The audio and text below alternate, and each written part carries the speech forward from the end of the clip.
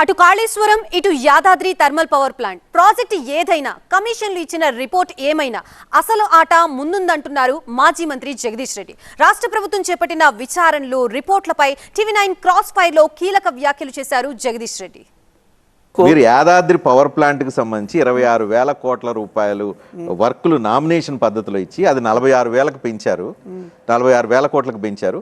So దానిలో enquiry జరగబోతుంది, మీరు ఇరుకోబోతున్నారు అని చెప్తున్నాడు. వాడు బుర్ర ఉందా? సోయండి మాట్లాడిండా, అప్పుడు ఏమన్నా వేసుకొని మాట్లాడిండా? రిపోర్ట్ ఇచ్చి 3 నెలలు అయింది, మలేషియాలో పెట్టుకున్నాడు, ఎందుకు బయట తీస్తలేడు?